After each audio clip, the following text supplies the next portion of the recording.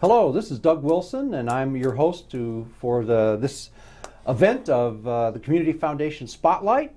And I'm the president and CEO of the Community Foundation, and it's a great day to be here because it's drizzling outside. And with me today are Linda Bednar, right? Yes. Right. And also Debbie Palmer from United Needs and Abilities. That's correct. Which used to be the Epilepsy Association. That's correct, yes. And so we're going to learn all about them today. Okay, so let's start off. Debbie, I'm going to start with you. Okay. What is your background and how did you get involved with, at that time, I guess, was the Epilepsy Association, et cetera? Actually, at the time, I was the ADA coordinator for the public bus service. You better say what ADA is.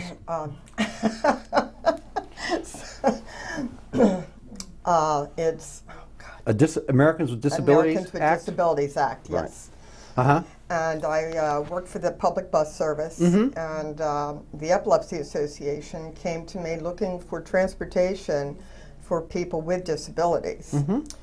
And so that actually was my first Introduction to the Epilepsy Association. I have sat on the board since 2002.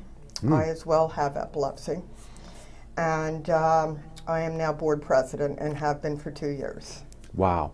So you've been with them for quite a while, 14, Yes, 13, Yes. 13 years or so? Probably until I'm 100.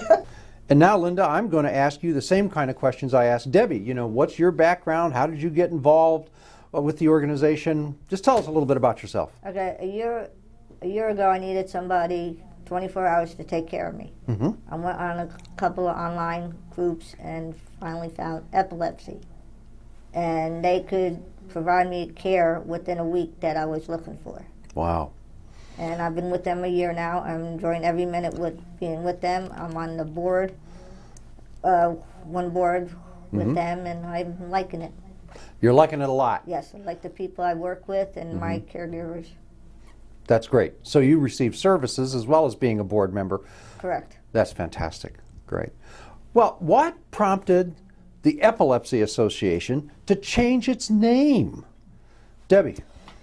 Well, let me see. My first year as president, I remember my first board meeting, and I said, I think that we need to look at changing our name. And of course, I had some board members go, Right. and I said, just hear me out.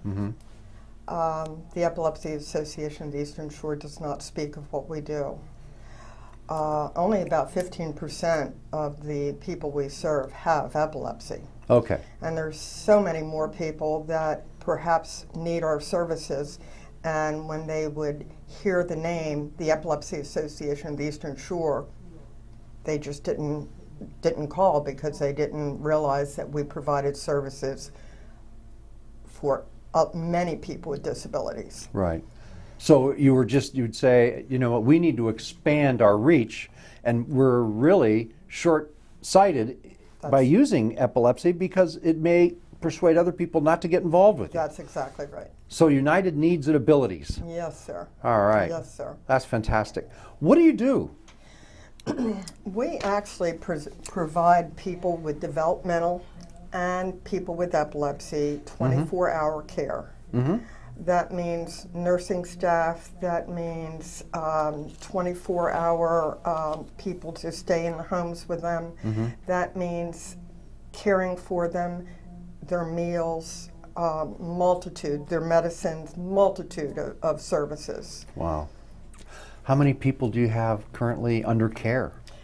Doug, I think it's 102 people, I believe. That's a lot. That is a lot. That's all right. That's fantastic.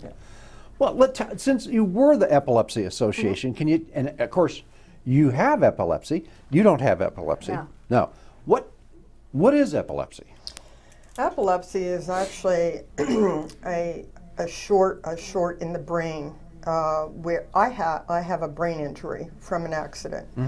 But some people are born with epilepsy, and when your brain shorts out, it can cause what we call a grand mal or a petit mal seizure. I've had epilepsy since 1974. Wow. But I have learned over the years to do what I need to do to take care of my seizures, as well as the medications. So, working with the Epilepsy Association, now the United Needs and Abilities, is very near and dear to my heart. I think my follow-up question to that would be that epilepsy doesn't shorten a person's life. I mean, they can have a bad seizure, which could result in a death. Yes. Correct? That's correct. Right. Or they could be driving and having one and That's correct. But under ordinary circumstances, if it's well managed, That's correct. people can live a reasonably Yes. normal life. Yes. Yeah. Well, and that's I feel my life is normal. I'm Yes. as much as possible. And, well, yes, absolutely. So yes, Wonderful. absolutely. Great. Linda, my next question's for you.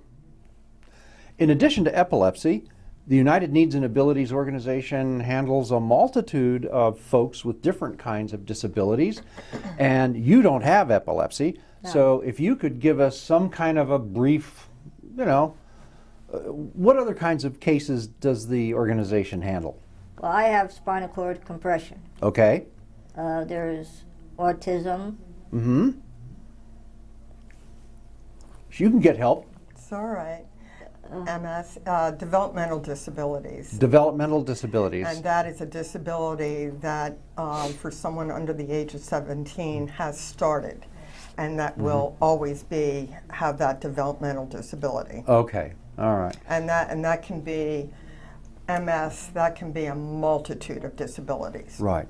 Since you've changed your name, have more people come out of the woodwork? We are just in the beginning stages of that, changing our name. Okay. So that, of course, means our Facebook page. That means our website. We are going to have a grand unveiling in September. Good. And we'll talk a little bit more about that at the end of the show. Okay. I guess I'd like to know how many are there rates in the population of people with epilepsy and these other developmental disabilities? How many people in our area do you think have these conditions that may or may not be, people are not being seen? Or are they generally being seen? That's a tough question to answer, because I think in the beginning stages, when children have epilepsy, Yeah. and if it is a not a grand mal seizure, their parents may view it as the child just not paying attention. I see. And so it's difficult in the very beginning if you're not aware of what you're looking for. Right. Great. I know you said you provide services to all of the what do you call them, clients or patients? People we serve. People you serve. Yes, sir. Great. Okay. All the people that you serve, can you just kind of run down everything that you kind of provide? Well, all the services. Besides the medical aspect of things, we also hope that we provide them an enriched life. Okay. So you want to improve the quality of the life. Absolutely. Yes. And within the community. Right. Lovely. So that is our focus, and I think that we do that. What are low intensity support services? This is a service that we provide that actually help the patient or people we serve, as well as the family.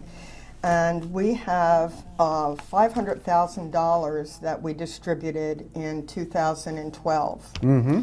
That can mean anything from medications to respite care. So there's an array of low-intensity services that we provide. Mm-hmm. Can you give us an example, aside from Linda, of someone you may have helped? Not with necessarily low-intensity services, but just the general services, array of services that are provided. People can come to us if they do not have money for their medications, whether it be for epilepsy, the medication may be for their disability. Okay. And we can help them purchase that medication. Great. That's lovely. Now, Linda, how do you get back and forth? How do you get transported to the facilities for care and treatment, and how does that work? My aides take me wherever I want to go. Okay. Like, shopping, movies, There you go. walks to the beach. They do whatever I ask them to do. And those aids are from your shop? epilepsy. Wow. Or Oh, watch that. United Needs and Abilities. Let me just remind our viewers that you're watching PAC 14. This is the Community Foundation Spotlight. I'm Doug Wilson, your host. And with me, we're interviewing some folks from United Needs and Abilities. We have with us Debbie Palmer, and we also have Linda Bednar. Correct. See, sometimes my C's and it kind of runs together, and I can't see very well anyway. So, but anyway, we're very happy to have you with us today. Where do you get funding? It is through the state, The state. yes. So, and that makes up a large portion of your budget. That's correct. And then do you bill insurances? No, sir. You don't. No. So, all of the folks that you care for are treated free. No. Well, some have their own funds. Okay. Some have their own funds through their families. The folks that we help, most of our money does come from the state or from federal funding. Okay. So grants, but Medicaid, Yes. Medicare, Yes. that kind of thing. Yes. Okay, great. We have very little money that comes from the community. Okay. Through fundraising, we do have a couple of fundraisers that help, but most of our money comes from the state and federal funds. Okay. It's interesting. We're going to get to the support part a little bit later, but why don't you tell us where your offices are? Our office is on Main Street. We are actually the old Social Security office. Oh, lovely. I know where that is. And we've been there for several years now, and it has helped us to grow. When I started with the Epilepsy Association, we had 35 employees. We now have over 130 employees. Whoa, big time. Yes, My goodness, and a lot of them are aides, a lot of them are that's correct. caregivers of one kind. Plus you have operational and administrative support as well? Yes, sir. Wow, that's lovely. Well, let's talk a little bit about support. You mentioned you do a little fundraising in the Yes, sir. community, and so why don't you tell us, and you said you have some event coming up, some We ribbon do. cutting or something? No? First we have a spaghetti dinner. Oh, yes. That the VFW puts on for us. Okay. Every year they have a dinner for us, whether it be spaghetti or whether it be the lobster and steak. But this year it's going to be the spaghetti dinner, and that is. Well, wait a minute. Yes, sir. I think you need to go back and talk to them and redo the lobster and steak. Yes. You too, Linda. Well, no, that's okay. Go ahead. I But wanna this is a tell you- fundraiser. It's a Yes, fundraiser. Okay. It is. Yeah, And good. actually, the VFW donates any money back to us. Oh, lovely. So we've been doing this for years. They have been wonderful. They really have. And when is this again? May the 11th. May the 11th. And tickets are $7 each. Yes. At the door. No, actually, we ask that you purchase tickets ahead of time. By doing this, we have a better idea of the turnout. And at this dinner, the people that we serve also come. Okay. So it's Lovely. It's wonderful. It is a wonderful evening. Okay. So, and what time does it start? It starts at 5 5 p.m. to 8. Good. See, I know. Gotta keep her on track. She has to keep. now, do they allow seconds? If you wanted seconds, but if you saw, It's gonna cost you another- If you saw the plate that you get, You wouldn't need it. I was no, kidding no. anyway. I know you were. But I know. like spaghetti. That's lovely. And in June we Okay, have June. a golf tournament, Okay. and that is down at the Green Hill Yacht and Country Club, All right. And June what? June the 11th. June 11th. 7-Eleven. That's kind of your I thing. think that is the exact date. Well, that's okay. But and people can find out about this by going on your website. They can, and Which is? they can all. Well, actually, it is Being still changed. Yeah, it's or- still changing. You can actually go on our Facebook page, Okay. which is a little bit more updated, and that's United Needs and Abilities. United Needs and Abilities. Yes. Great. And maybe we can throw that up on the screen, maybe not, I don't know. But and you're in the phone book, right? Yes, sir. But under Epilepsy Association. Yes, we haven't. Yeah, we're going through that change, and it Great. takes time, and we do ask that everyone be patient with us. But Right. this is almost like a new beginning for Right. not only us but the people we serve. That's right. Well, I'm telling you, I think it's a wonderful organization, and we would encourage our viewers, if you have family members or others that have unique needs that the organization can help, feel free to contact them. They're under Epilepsy Association right now in the phone book, but that will change. Yes. And they have a web address, which I'm certain is probably similar to Epilepsy, but you can Facebook them Yes. at United Needs and Abilities. That's it. Terrific. One last thing before sir. we go. What kind are you going to be focusing on anything in the future, or you got any plans for anything that you might want to tell our viewers about? As well, we plan on having a grand unveiling in September. Right. We have not scheduled the date. This is for the offices? For the office. Okay. Yes, sir. Grand unveiling. Grand unveiling of our new sign. Our entire building is going to get a facelift. So we are excited.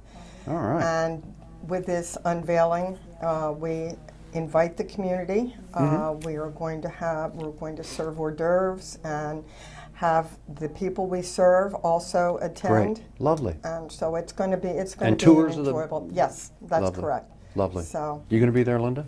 Yes. All right, good for you.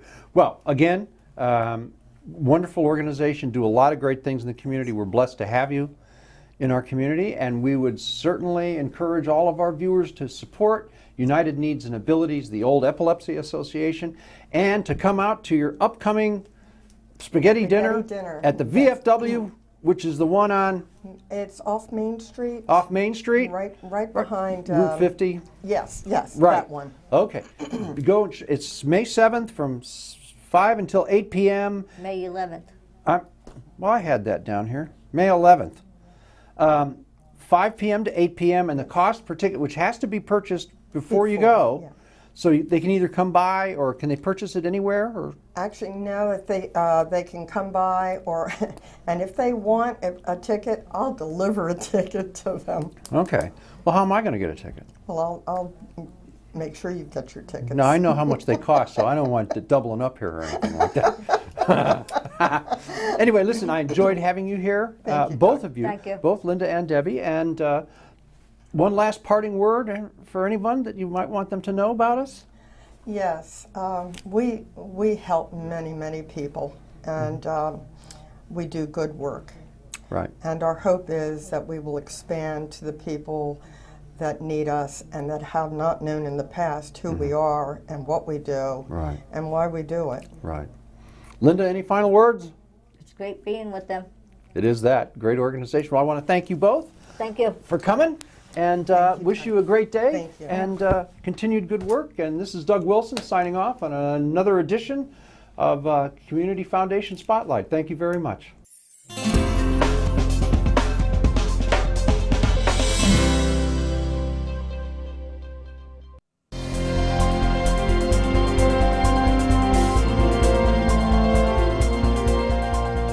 Would you like to see your community organization or nonprofit group featured on PAC 14? To get started, contact us at 410-677-5014 or visit our website at www.pac14.org. PAC 14 is a great way to connect with your community.